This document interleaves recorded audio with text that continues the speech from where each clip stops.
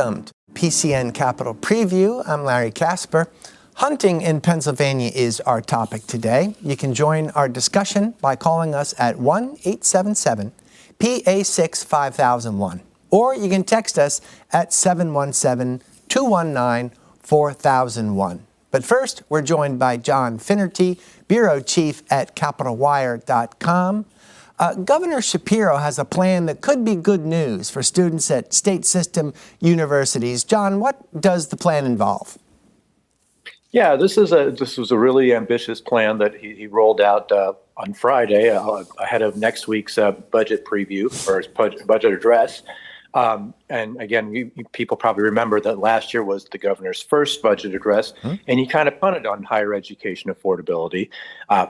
Took a year to look at it, and now he's coming out and he's rolled out this plan that basically would involve creating a much larger system, in that he wants to pull the state's community colleges and the PASHE system together into one system, and that system with an aim towards making things more affordable. It's kind of a three-part plan he's rolled out. In addition to kind of creating this new institution, that's larger institution, he's also established this idea of setting a threshold to say, people who make under the median income of $70,000 would have to pay no more than $1,000 a semester in tuition for their kids to attend schools. And then he's also talking about increasing the grants available to all college students in both public and private institutions. So it is a very big plan. We'll see where it goes. Obviously, some of the reaction was a little both ways. Democrats loved it, but go ahead. John, why take the approach of a merger?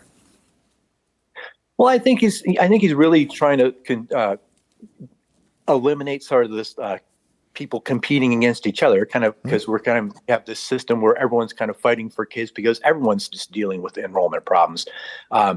We've seen this really significantly in a lot of the PASHE schools in some of the western and northern parts of the states, where they've really struggled with population loss, and there's fewer students. And the same thing with the community colleges in those areas are really struggling for students. And so you've got this system now where they're all fighting each other to get students. I think they're probably up with let's work together and try to figure out a way to make us all better. What's the word on how community colleges are reacting to this proposed merger? I think all the reaction I've seen has been positive. Again, we're talking about a situation where you create a situation where they see themselves as a way for people to access higher education and to connect them. If they can connect themselves better to the four-year colleges, I think they probably see that's a benefit to them and a benefit to students to find a way to get into college. Now, I understand in addition to this merger plan, the governor wants to change the way lawmakers approve funding for state-related universities. Without getting too deep into the weeds, what's that about? Yeah, that's kind of an interesting one. That's probably the part of it that may be the hardest lift in this. We've seen over the years, and the last couple of years, it's gotten increasingly difficult to get the lawmakers to approve funding, especially for the state-related universities, because the way they have things set up now, the state-related, you need a 2/3 supermajority to approve their funding. And that means, you need to get buy-in from obviously 2/3 of the people in the state house and the state senate. And we've seen, year after year, for whatever, every year it seems like there's a different reason, but there's been a certain number of people in particularly the state house who have balked at funding. Some years it's been Pitt, some years it's been Penn. Last year we didn't see this. State-related funding wasn't released till November, and I think this is just his way of saying let's just eliminate that and just find a way to move forward and make it dependable. Again, that's going to create a power struggle, because the lawmakers say no, that's our responsibility. We're not going to give that up. So we'll see. So, John, if you eliminate that 2/3 supermajority and change it to a simple majority, is that what the governor is pushing for, say 51% as opposed to 2/3? Yeah, I think yes, I think that is exactly what he's saying, and I think he's kind of saying it's just going to be driven out by the Department of Education, just as part of the normal, the way they drive everything else out. Now, let's take a look back, John, and consider what are the enrollment problems at the state system schools. In other words, in recent years, just how are they doing? Yeah, well, again, it's been sort of a mixed bag. Some of the colleges are doing quite well, but particularly in the western part of the state, where we have seen these population declines, we have seen, some of these schools have got empty dorms. And this has been a struggle that PASH has been going over for a decade, and we've talked about this over and over again. And they've spent years trying to redesign themselves to make themselves more competitive. We in the last couple of years, they merged 6 of them into 2 separate sort of regional conglomerates, where you've got the Penn West that has Edinburgh, Clarion, and California out in the western part of the state, and in the northeast you've got Bloomsburg, Lock Haven, and Mansfield were merged. Again, and you look in both those cases, particularly in the northeastern one, I think Bloomsburg was pretty healthy, and the upper were struggling. So they kind of pulled those together. John, I hate to interrupt you a bit. We only have about a minute left. So let's just consider what the next possible step is in this merger plan between the state system universities and community colleges. In other words, it's currently a plan proposed by the governor. Does it have to take the form of legislation? What happens next? Oh, absolutely. I mean, the governor's going to come out next week, and he's going to probably give us more detail about what it actually entails. You'll have budget hearings through the spring. Again, you're not going to see 100% of this happen. It may not happen all this year. Maybe trickle out over the next couple of years. We've seen, in the prior years, we've seen governors roll out really ambitious, plans to tackle major problems, and nothing happened. But this is something that you would certainly expect that at least elements of this are going to happen in the coming year. John Finnerty of CapitolWire.com, thank you very much for your time. Thank you. More PCN Capitol Preview after a short break. Welcome back. Our guest is Bryan Burhans, Executive Director of the Pennsylvania Game Commission. You had a meeting last Saturday, Bryan, and possible changes to pheasant season were discussed. What's happening? So this deals with our wild pheasant. We had what's referred to as a wild pheasant recovery area, where working with our partners, developed a lot of great habitat for pheasants. We used to have a lot of wild pheasants in Pennsylvania, but the habitat changed because agriculture changed quite a bit. And we went into this area, worked a lot with Pheasants Forever, worked with private landowners, and developed the habitat. And the pheasants have done very, very well in those areas. So in working with our partners, we decided it was time to offer at least some limited wild pheasant hunting, males only.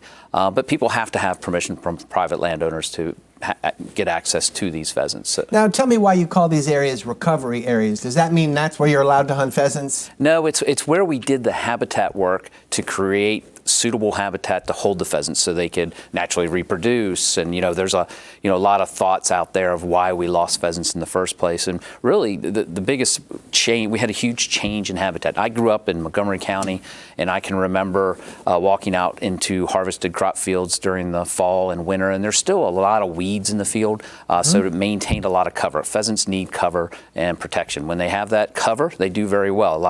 A lot of individuals would think, well, we lost them because of avian predators. If they have the right habitat, they do quite well. And the Central Susquehanna Wild Pheasant Recovery Area is a good example where we created the habitat, and the pheasants have done very, very well. We don't have to restock the pheasants. They naturally reproduce and have done fairly well in those areas. But Pennsylvania is a forested state, so it's not really ideal for pheasants. A lot of farmlands reverting to timber, or we have a lot of crops now, Roundup Ready crops, or these biotech crops, which are allowed, the farmers are able to get rid of the weeds, which is great for crop production, and the food that farmers provide are so important to all of us, but it removed the pheasant habitat. So limited opportunities. It's a relatively small area, but another opportunity. But it just really goes to show that it's all about the habitat. Now, you said you have 2 recovery areas, and how were those selected in the first place? And once they were selected, it sounds like you fellows had to go in there and create the habitat. We did. So we looked at areas that were largely agricultural. So you want open lands. Pheasants require those grassland, shrubland habitat. They do not do well in a forest setting. It's the place where the wild turkey and the ruffed grouse does a lot better. But we created these habitats working with private landowners, mostly planting native warm season grasses and what we call pollinator habitat, and the birds did fairly well. So who's allowed to go after pheasants right now? Because I understand you're trying to include more hunters who are allowed to go after pheasants. Go into the details there. Who can go after the pheasant, who cannot? Well, it can anybody now. Before, we had just a youth opportunity for pheasants, and they were drawn, and it was a very limited opportunity. Now we're at the point in the program where really anybody can go in there and take advantage of the opportunity. But we haven't nailed down the details. So if you notice, even the season, it says the executive director will determine the season length and the opportunities there. So we're still working through that, what that might look like. Now, a minute ago, I think you used the word drawing. There was a drawing for young hunters? For young hunters. What was to be decided what they get if they won the drawing? Well, they were able to go out on a pheasant hunt. So, and was there a limited number that you would permit to go out? And about how large was that number? I can't recall exactly the number on there. Does this mean hundreds? Small. I'm just trying to get it's not very even nearly few. that many. No. It was very small. Yeah. And how much interest is there anyway in general in going after pheasants? And do you go after them with a gun? Yeah, absolutely. So these are, we call wing shooting, so you're using a shotgun. The fun thing about pheasant hunting is very, very popular. We still release about 220,000 pheasants throughout the state for our small game hunters. Small game hunting, like for me, that's what got me into hunting, is rabbits and pheasants. And when I was starting out as a hunter, the pheasant population was just finishing out that decline. So we still had some wild pheasants. I missed many. It was never a good shot on them. But it's a lot of fun. And we do these release pheasants because... Where do you get all those pheasants anyway? Well, we have a contractor here in Pennsylvania where we purchase day-old chicks, and then we have two pheasant farms where we grow the pheasants out up into the point where they're released. And it's the dog work that's involved with these pheasants that's really gets a lot of people into pheasant hunting, watching the dogs do what they love to do best, which is find these birds. Yeah, and there's certain breeds of dog that are better suited for that task than others, I'm guessing. So there's retrievers out there. Yeah. I learned mine isn't very good at it, but even though he's a bird dog, he's definitely not a pheasant dog. Now, I understand, if this does take effect, these changes that were discussed at your Saturday meeting, how soon will this, I'll call it a new season for pheasants, take effect? Well, it'll take effect this fall because that's when the hunting season for pheasants is. And now we just have to continue to iron out the details. So what other details do you figure have to be ironed out that weren't addressed at your Saturday meeting? What are the big outstanding questions? What's the season date's going to be? That's basically it. Yep. What are the season dates? And it'll be male only, so that's not. That's an attempt to control the population, I suppose. Yeah, you want to keep those breeding hens because these are wild birds versus the birds we stock. They're not typically put in habitats that'll keep them through the hunting season for a period of time. But these are much larger areas, these wild pheasant recovery areas where there's more suitable habitat and the pheasants will reproduce on their own. Whereas released pheasants, not that a pheasant couldn't reproduce from a stock bird, but it's very unlikely. What else was discussed at last Saturday's meeting that would be of interest to hunters? Yeah, for our waterfowlers, we had a final approval on the ice eater. So what an ice eater is a mechanical machine, if you will, that keeps the ice off the water so the ducks can continue to land. This is a machine, you say? Yeah. I'm trying to visualize this. And you take it to a large body of water and it breaks up the ice. Yeah. Is that right? Of course, we don't have much ice in Pennsylvania lately. With mild winters, so you may not need one, who knows? Right. A couple other things. Is this something we own already, or that's something you're looking into the purchase of a machine like that? No, a hunter would purchase that. So it just sits out in the water. It just sounds like a great big machine that an individual couldn't afford. That's what carry it in, put there in the water, and it keeps the ice off the water. So the other thing we had was we had black bear and snowshoe hare draft management plans that were adopted. So all of our species that are hunted have a management plan, quite a comprehensive look at how we manage wildlife in Pennsylvania. And so those were adopted, both the bear and the snowshoe hare. The snowshoe hare is a species we're a little bit concerned with, but both those plans were adopted. Another thing was a change to our deputy game wardens that we have hunter access property. So about 2.5 million acres of private lands where the landowner agrees to let hunters, with permission, hunt on their property. And one of the things our deputies weren't allowed to do before was when they ran across issues with drugs or alcohol, they now have the ability to address those issues. So we have a good-sized deputy force. And address the issue, meaning they get to arrest people. Well, or cite them, because this is if anything, it's not only illicit drugs Right. they're illegal. Right. But even more, they have no place in hunting. So they shouldn't be there in the beginning. How often is a problem like that even happening? Typically, even when I've been out in the field, not much of a problem with hunters. Other folks that recreate, that's usually where we run into issues. Now, with our hunter access, people are going around with weapons, so that's a serious concern. Well, typically it's people without weapons. It's people that just happen to be out there is that for whatever right? reason. So, on the hunter access properties, one of the benefits that landowners enroll in the program is our law enforcement out there to better make sure that their land is taken care of and nothing illicit is going on and people are doing what they need to do. And typically, our hunters are very good about abiding by the law and doing things right. Where I find more problems when I've been out in the field is game lands parking lots in the middle of the night. That's where you'll run across these types of activities, or somebody takes a four-wheeler and goes out on private land where they shouldn't be, and maybe there's illicit drugs involved or alcohol. So this gives us the ability to deal with that. Now, a minute ago, you said that most hunters are out there doing it right. So Absolutely. That puts me in the mind of what do hunters have to do in basic terms to comply with the law anyway, as far as where they can go, what they're required to wear. Yeah, so it depends on the season. So, like for your bear and deer season, small game hunting, fluorescent orange is required.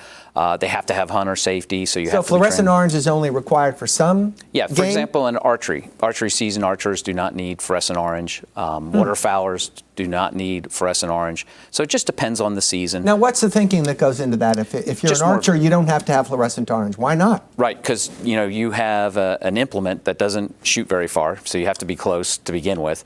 Number two, the archers want to be hidden and camouflaged as best they can.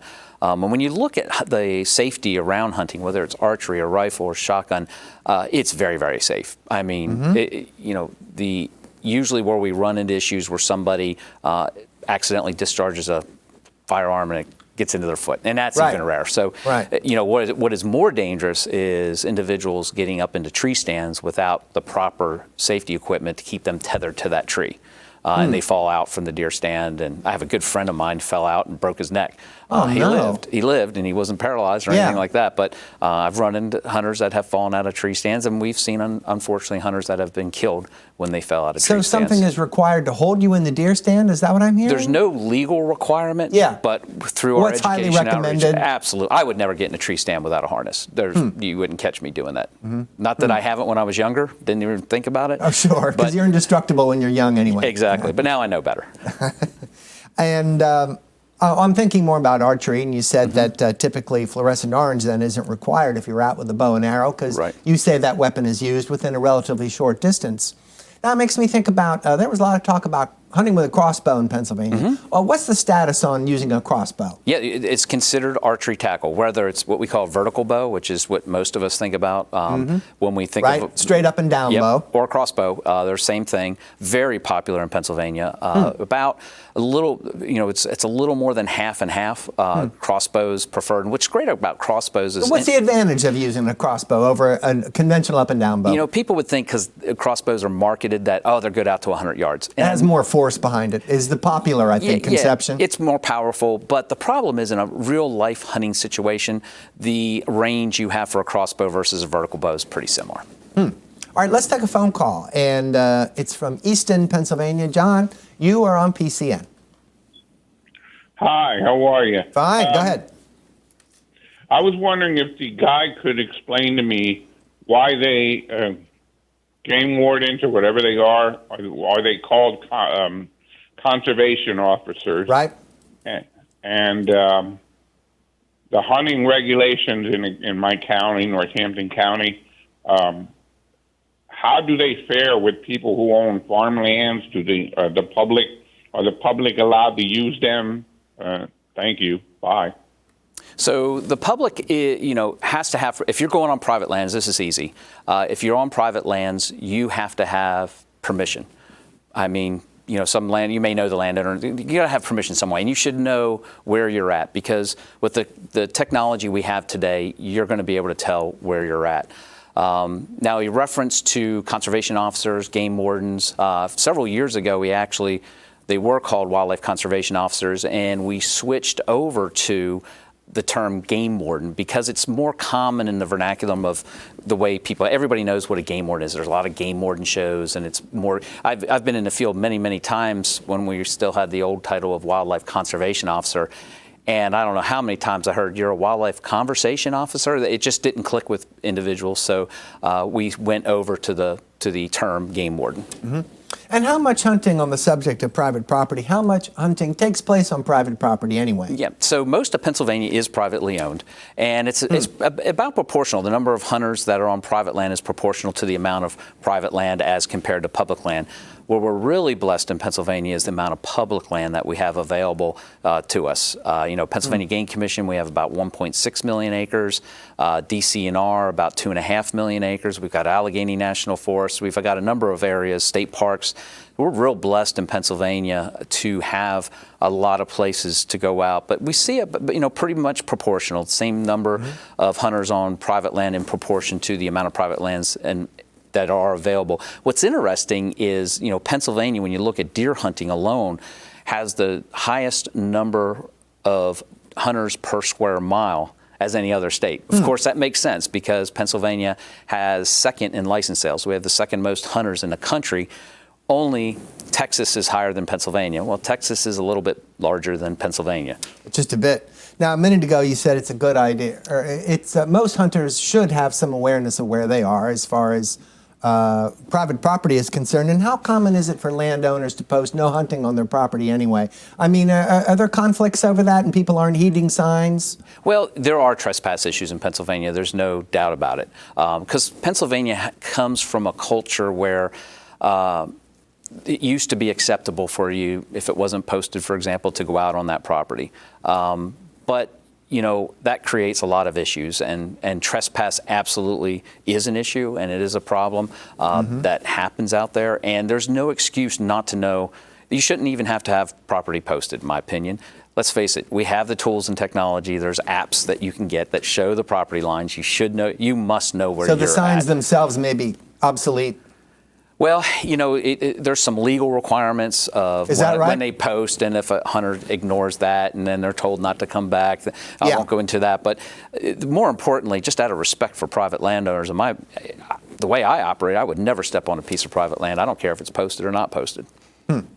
Let's consider a piece of legislation that's out there. Senator Jared Coleman has this bill that allows hunters to use drones for the recovery of game. And I know that word recovery has a special distinction to it. Explain. Yeah, so this drone topic is very popular right now in the hunting world. It's just like rapid wildfire right now. A lot of people are interested in being able to, if they have a deer, occasionally it'll happen where they can't find the deer for a million and one reasons, and they want to be able to use these drones to locate the game and be able to retrieve the game. Makes perfect sense, absolute perfect sense.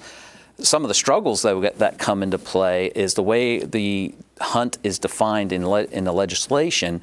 The pursuit or retrieval is still considered hunting, and you're not allowed to use electronic or other mechanical means. So that creates an issue. The chase is still on, even though the animal's been taken down. Well, and if the animal isn't deceased, and you can find it, then you are using a drone to find animals. So it'll be really interesting. I'm interested how this is going to work its way through the system. I think there's we had public comment from drone operators at our recent Game Commission meeting, and would be interesting to see where this goes. So if a hunter uses a drone right now to locate a live deer that's on the other side of the hill, and then he chases it down, that's absolutely not permitted. Right. Right now, you can't use drones to retrieve deer because it is, that retrieval or looking for that game is still pursuit, and it's considered hunting. Are you aware of any illicit use of drones during hunting? In other words, what made this an issue, I wonder? Well, there were other states where I know in at least one other state where there's a court case where they're challenging that, and it's kind of a booming business that has developed because these individuals form companies and they're paid to go out and retrieve an individual's deer. According to the testimony we heard on Saturday, it could be $400 or $500 for somebody to pay for their services. We have the same thing with tracking dogs. So again, it's going to be interesting to see where this all weaves in. So you pay for the tracking dog or the drone? Right. Yep. Now, I understand there's a group called the PA Federation of Sportsmen, and they support the idea of what they call the fair chase. So tell us in simple terms what the fair chase is, and does this whole drone idea fit into the concept of a fair chase? So basically what fair chasing is a concept that's been around, and kind of one of the fundamental aspects of hunting is that, the species that we pursue should have a fair chance of getting away. When you look at the problem is, for example, if I have a drone, I send a drone up, say I'm looking for wild turkeys, and they have infrared cameras on there so they can pick out heat sources. Right. Or they have video cameras, they can see the game. Could I go out and find that turkey, mark the spot, and then go out to the turkey? So that's not very fair chase. That's really what the concern is about fair chase.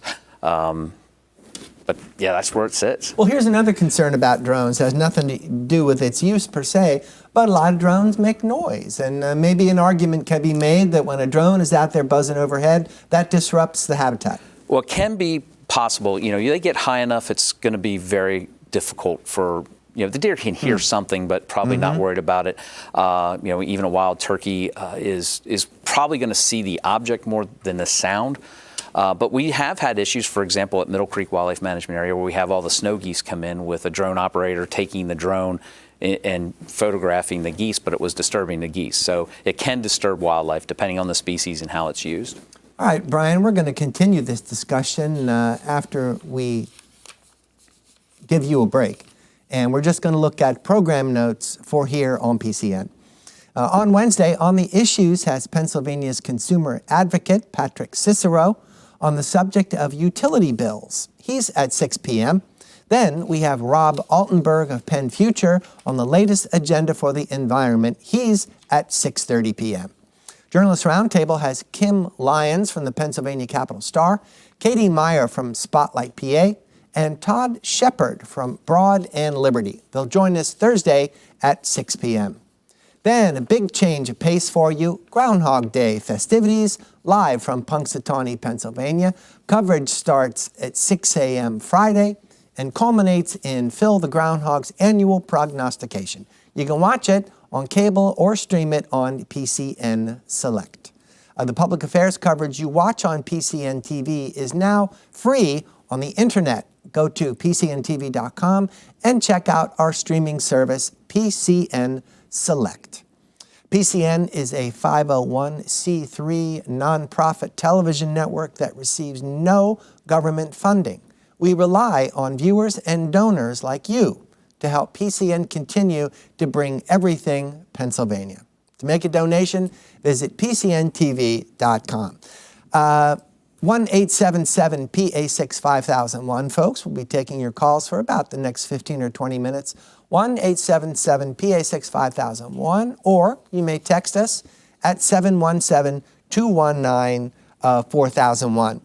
Bryan, let's get some closure on this drone subject, and certainly it is very interesting. Are hunters currently allowed to use any electronic devices now?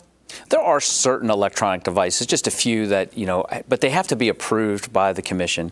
But, you mentioned the groundhog earlier. I hope I had a feeling you were going to latch onto the groundhog. He needs to get this right for a change, and it needs to be in early spring. I'm against winter. And how much talk amongst hunters? I mean, is the commission being contacted on the subject of drones and saying, you got to deal with this, here's my opinion? Oh, yeah, absolutely. Is that right? And it's all across the board. I hear everything from complete, I'm against it, to this is great. And, intuitively, it makes a lot of sense. We all want to recover the game that we harvest. It's part of our due diligence or duty as a hunter is to make sure that that doesn't go to waste.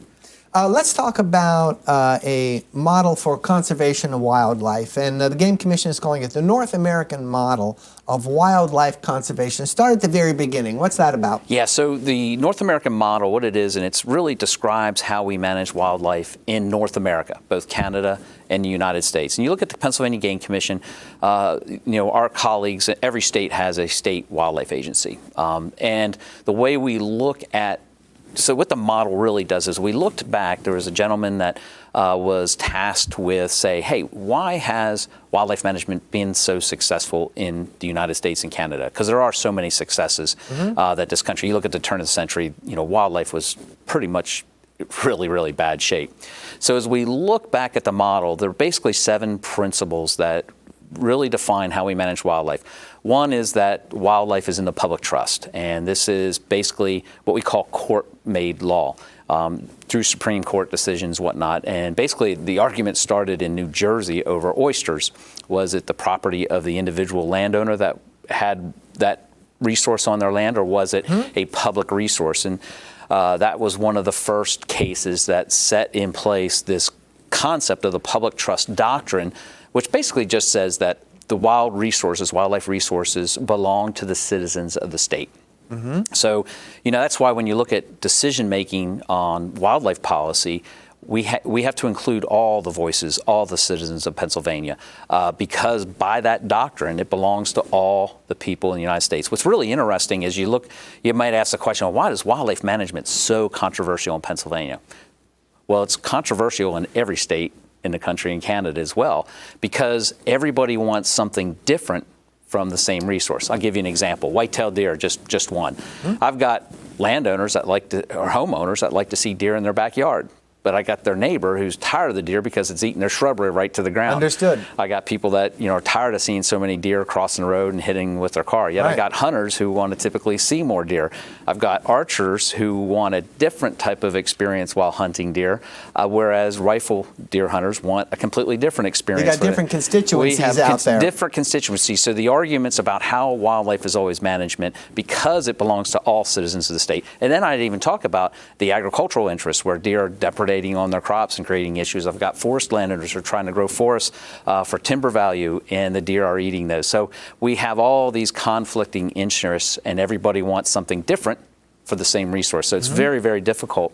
One of the second principle is, we eliminated markets on wildlife. You can't take wildlife and harvest a deer and sell the meat. Completely illegal. So that was one of the successes we look back as a country. The other thing is wildlife is the access to wildlife, or being able to hunt wildlife or view wildlife, or it's basically done through the law. So in other words, it's not because of who you are, your wealth, or your position somewhere. It's available to everybody, and we do that through the law.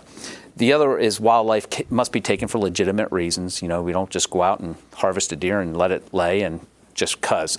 It's just not appropriate to do. The other thing that's really interesting is wildlife is considered an international resource. For example, here in Pennsylvania, about 50% of our ducks that are harvested in Pennsylvania were born in Canada. So, wildlife doesn't know state boundaries, and so we do treaties with other countries and all kinds of regulation and research because they are an international resource. One of the other principles is that science fundamentally is the tool we use to manage wildlife. Before the board meeting on Friday night, we actually had our board of directors has an award called the John Oliver Lifetime Achievement Award. And we actually presented that to Dr. Gary Alt, who used to be the black bear biologist here in Pennsylvania, then went into deer management. And he's the individual that started the movement towards moving to antler restrictions to move the average age year buck from a yearling, which is what it was before this, to a 2.5-year-old. So we wanted older, larger deer, healthier deer, and it's been very, very popular. So he was recognized there. But he used science as the means to be able to run that management. Well, this business of managing wildlife sounds fairly complex to me anyway. It is. It's a science. And the science of wildlife management, I guess, relatively is new. I mean, it really, until the 1930s, was the discipline of the wildlife sciences really got its start. People like Aldo Leopold and others that really started the science, taking a lot of techniques we learned in forestry and biology and applying it to the wildlife science. And then the final leg of the stool for the North American model is simply that hunting shall be democratic. Again, it's you look at, for example, I look at public lands, the ultimate form of a democratic process because it's available to everybody. It's not, again, your status in a job or position or wealth or anything else. It's democratic. It's available for everybody. So those are the 7 principles that we look at in our decision making and how agencies operate through time. Now, I understand the Game Commission is urging Pennsylvanians to buy hunting and fishing licenses even if they don't hunt or fish. And on the surface, that seems fairly counterintuitive. Explain. Well, one of the things to buy a hunting license, you have to have hunter safety. And you're going to learn a lot about conservation, safe handling of firearms, and just a lot about what goes on in hunting through taking that course. Second, that is one of the means of revenue that the agency and all state wildlife agencies use to fund the research, to fund the law enforcement, to fund so many activities that the agency needs to do to protect all 480 species of wild birds and wild mammals in Pennsylvania. So you can still protect species, but not go after them in a hunt. The best way to protect, if you don't hunt, take hunter safety, learn a little bit about hunting, buy a license, and it'll go right to wildlife. Let's talk about Sunday hunting in Pennsylvania. And a few years ago, I remember there were 3 select Sundays chosen for permitting that. Now, that was a couple of years ago. What's the latest on Sunday hunting in Pennsylvania? What are you allowed to do now? What might happen in the future? It's still the same as when it was initiated. So according to this legislature determines, do we have Sunday hunting or not? They gave us 3 Sundays, one on that during the firearm deer season, one during the archery deer season, and then one up to the commission to use, which we put is the on the first weekend of bear season. And it's been absolutely fine. No issues whatsoever. We found... How do property owners feel about hearing gunshots on Sundays? Do they mind? I've never gotten a complaint. Is that right? Yep, never gotten a complaint. And even in other states, I've worked in other states where there was this fear of Sunday hunting, that this is going to happen, and this is going to happen, and this is going to happen. And what we find is, no, those things don't happen. What we find is the hunting pressure on Sunday is not a Saturday. So there's fewer people out there on Sunday. They do have other obligations, maybe in church in the morning, and, they have traditions that they have. So we don't see as high a level of hunting pressure. But for some individuals, many individuals, Sunday's one of the few opportunities that they do get to hunt. And it's been a real blessing for our hunters. And we've just had no issues with Sunday hunting. Let's talk about the Game Commission in general, and just tell us in simple terms, how is the agency funded? So we're basically simple. It's our license sales for hunting licenses, natural resource extraction. So these are things such as timber, oil, gas. And then Pittman-Robertson Act of 1937 created these federal funds, which is an excise tax on arms and ammunition, and is distributed out to the states based on the size of the state and number of hunters. We got a big state with a lot of hunters, so we do really well with that federal Pittman-Robertson funding. And let's talk about wildlife conservation officers. And we already touched on them a couple of times, but that's of interest to me because these are the people that go out in the field and come face to face with hunters. And I'm sure they come across some situations and they got to maintain some calm and order out in the field. Yeah, I always get that question, well, everybody has a gun, isn't that? Again, hunters really are great people, and we typically don't have the issues are very small, but there's no doubt that our officers face a lot of danger. Some of that danger doesn't come from hunters, though. It could be from, they're in vehicles a lot, so that's an issue. There are criminals that we do run into, not necessarily hunters, but people out on our game lands or in other places that they run into. So there are some obvious dangers with that career path of being a game warden. But these folks are dedicated. These are great people that get out there and work with the public every single day. They not only work with hunters, they may be dealing with small animal complaints. Maybe in the spring somebody found a bunch of baby raccoons and kept them, or they're also talking to the public. They're out there helping with hunter education classes, giving talks to schools. There's so many activities involved in research. We have many officers that are involved. We have a large wild turkey research project going on in Pennsylvania, so they may be involved in turkey trapping and putting transmitters on turkeys. So they have a very large, broad diversity of activities that they're involved with. And I think that's part of what draws people in to wanting to be a game warden is that diversity, because there's so much work to be done.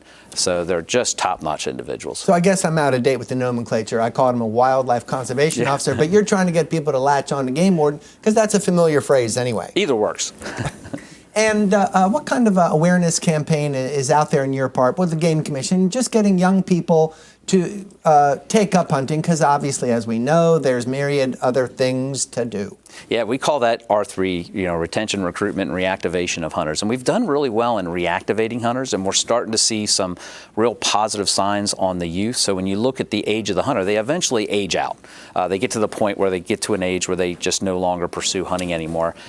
And it was concerning for many years. We were seeing a continual decline of our junior licenses. These are younger hunters that are purchasing licenses.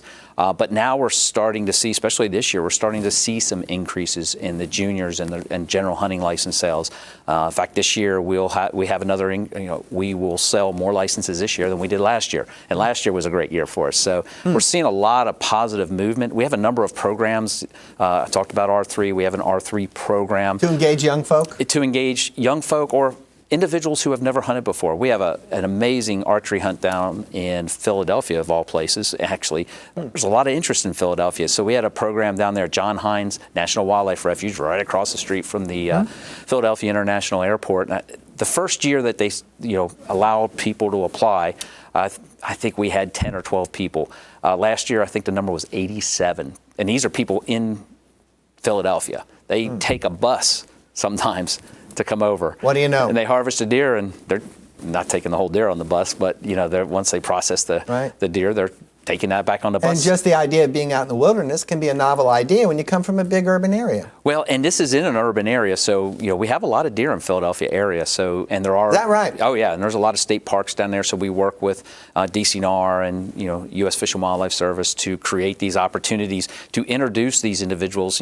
When you look at the barriers to hunting, a lot of the barriers is just the opportunity, somebody to help them and show them the way of how to become a hunter. So it's been a very popular program. See people from, all diversity, very diverse group of people that come out and say, I'll give this a try. From a young 14 or 15-year-old to a 70-year-old have come out and participating in these hunts. Now here's a big issue because it involves hunters' wallets. They want to know about how much it costs for hunting licenses and what kind of increases have happened in recent years and how are hunters reacting to increases. Yeah, well, How much for a deer license, for example? Start there. $20. So it's one of the lowest cost hunting licenses in the country. How long has it been $20? Since 1999. So we haven't increased. We don't have the ability to increase our licenses. So it's been, the same. And you don't have the ability, meaning lawmakers? Legislature can only change that pricing. But yeah, and it's a good deal. Even out of state, when you look at what an out of state hunter pays in Pennsylvania, which is about $100. When I go hunt turkeys in, say, North Carolina or South Carolina, I'm going to pay $250. So it's a good deal here to come hunt in Pennsylvania. Probably one reason why we have so many non-resident hunters come to Pennsylvania to hunt, and that number only increases, especially in the last 4 or 5 years. You can still call us, folks. We have about another 5 minutes to take your phone calls. 1-877-PA6-5001. Or you can text us at 717-219-4001, and we'll be taking your calls for about the next 5 minutes. Now, I mentioned lawmakers a minute ago, and you said that was ultimately up to lawmakers to increase fees for hunting licenses. But it makes me think, is there other legislation out there that's pending or cooking away that concerns the Game Commission? I'm sure you watch what they're doing at the Capitol. Yeah, we watch. We work with the legislature. The legislature is an important part of our business, if you will. And these leaders, out there on behalf of their constituents and to represent their interests. And we work with the legislature. They're fine people to work with. And nothing out there really brewing. There's always some, different bills out there floating around. When bills are introduced, very few actually make it. But we work with the lawmakers and give them our perspective, any information they need. We're there to support them and support their efforts to, when they do pass legislation, it's good legislation. It seems that sporadically hunters are interested in something called chronic wasting disease, and that has to do with the deer herd. Explain. Yeah, so chronic wasting disease, which showed up in Pennsylvania about 2011, 2012, is what we refer to as a prion disease. So a prion is a protein. It's often referred to as a misshaped protein. There's other similar human diseases such as CJD and Alzheimer's. So basically what it does is... How did this disease get here anyway? Well, it was the best estimate we have is it came from Colorado back in 1966. So it was in a pen, and they think it came from scrapian sheep that infected the deer. They didn't know. Deer got out in the landscape, and that started it. I'm impressed you have that level of detail on the origin. Yeah. There's been a lot of research, and so in Pennsylvania it showed up in West Virginia first. We don't know how it got here to, on the East Coast. Is it contagious among the herd? Yes, it is. And how do you identify a deer that has it? Is it in its behavior? Well, that's the tough part. They can be infected with the disease and not show symptoms. It's only usually towards the end. It takes about a year, 18 months for the deer. It's always fatal. So once they get CWD, they will always die from CWD. Last few months, they'll appear emaciated, ears drooping, head drooping. But there are other diseases out there, for example, rabies, and it could be some type of injury that cause deer to look that way as well. The scary thing is when you look at a deer, it could have CWD and be perfectly healthy. So we offer free testing. We have head bins out there that hunters can put the head in a plastic bag, put it in a bin. We get it tested free of charge just to give them. There's no evidence that it's been transferred to humans or is able to transfer to humans, but like most diseases, it's a function of time and frequency. So, so to help the hunters out, we provide free testing for them if they drop them off at the bins, and at least give them a peace of mind. Like I have a grandson, I would not feed him CWD infected deer. And I probably wouldn't eat a CWD infected deer myself, but there are some people that would, and because it hasn't been shown to move to humans yet.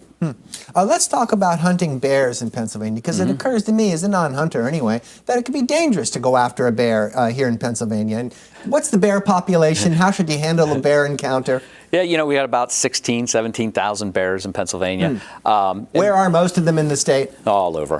Is that right? Yeah. All over? Yeah, they're obviously in the Black north. bears, brown bears? Just black bears. So. And how is he different from a brown bear? I mean, besides the color, obviously. Well, when you refer to brown bear, I'm thinking grizzly bear. So you could have a black bear that is there's a color phase of brown, but when I refer to brown bear, I'm thinking a grizzly bear, which you're going to maybe find in Alaska or out west.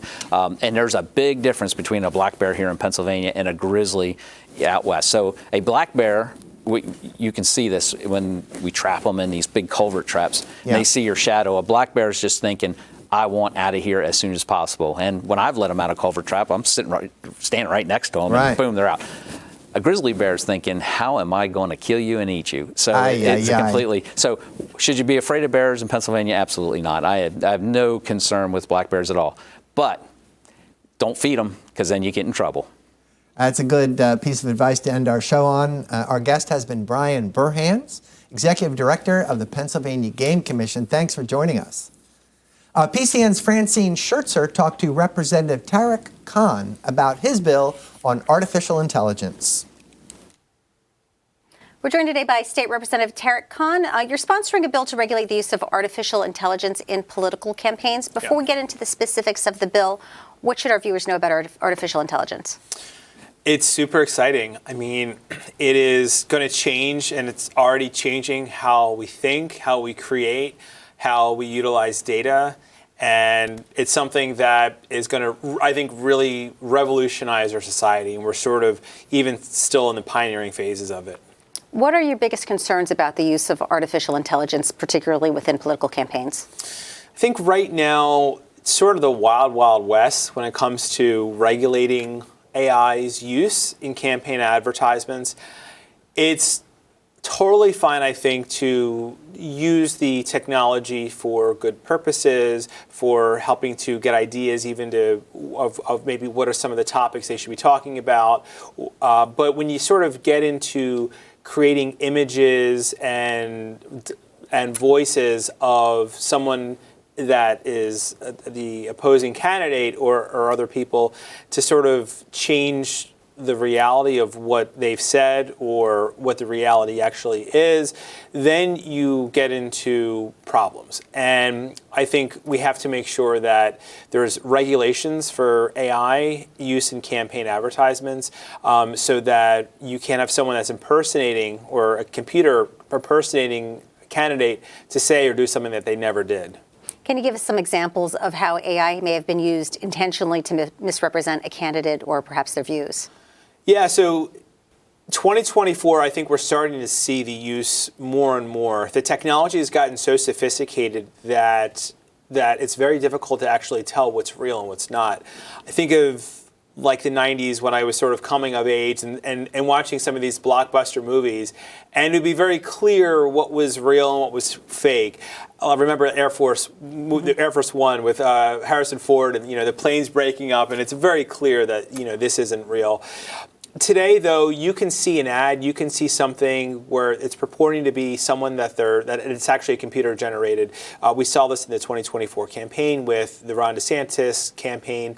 Both the campaign and the PAC that was supporting Ron DeSantis actually used images of Donald Trump that actually were not real. So there was an image of Donald Trump embracing Dr. Anthony Fauci, which never occurred, and also Donald Trump sounded like he was saying something about another candidate.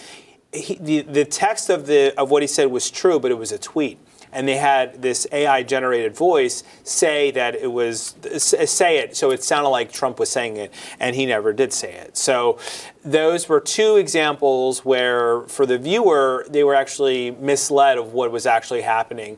And we believe that our bill would actually address situations just like this to keep politicians honest. What specifically would your bill do? So our bill actually sets guardrails of what is legal and what's not. So and our bill is also very micro-targeted for the misuse or the sort of the impersonation of another candidate. So if you're using a voice or an image of a candidate and it's not what they're actually saying, that is illegal. That would be illegal in our bill. And the penalties in our bill would be fines. So there would be, if it's a sliding scale of fines. So if it was a municipal race, and municipal races usually are not big dollar races, there would be one level of fines. And then if it's a federal election, a congressional or Senate or even presidential, those fines go up dramatically. And then there's also, if a political action committee runs an ad, that too they would have different levels of fines as well. But it's sort of a sliding scale of fines depending on what the election is, what kind of election it is. Under the current circumstances, what recommendations would you give to the average voter who sees a campaign ad to determine the validity of what they're seeing and hearing? So, our bill is sort of micro-targeted to just focus on what is not accurate. So if it is a generated AI ad that is impersonating another candidate, that would be flagged. Our bill actually goes further than the federal. There's a legislation in the federal government that would just have a disclaimer that said AI software was used, and we don't really think that's fair. A lot of people don't even see what is being said, and I think our bipartisan bill, the sponsors of this bill, we think that if you're being deceptive, it shouldn't be legal. So even if you say artificial generated technology was used, we think that it actually should be just very clear that it's illegal to misrepresent another candidate using this technology. One of Pennsylvania's congressional candidates this spring, Shemaine Daniels, is utilizing AI as part of her robocalls. Do you find that problematic in any way? The Daniels campaign, from what I've seen, they disclosed that what they were doing, and it was very clear that someone was talking to an artificial voice, and they weren't being deceptive. They weren't trying to mislead anyone, and they certainly weren't misleading about another candidate. So I think this is one of those things that there's good uses of AI. This sounds like a good use of AI because you don't have the ability to reach out to voters. But you can't always have someone actually making those calls. I think it would have been impossible for probably the level of calls that they did to have, especially on these limited budgets of campaigns of where you can do AI can actually help just your outreach. So I think a use like that is probably fine. So, and that definitely wouldn't be the target of what we're trying to accomplish here. Are other states or perhaps the federal government doing anything to regulate the use of AI in campaigns currently? Yeah, we've seen, I think, about 12.5 states that have started to implement these bills and at least drawing up the plans for these bills. And, the FEC, last year, they actually declined to take action.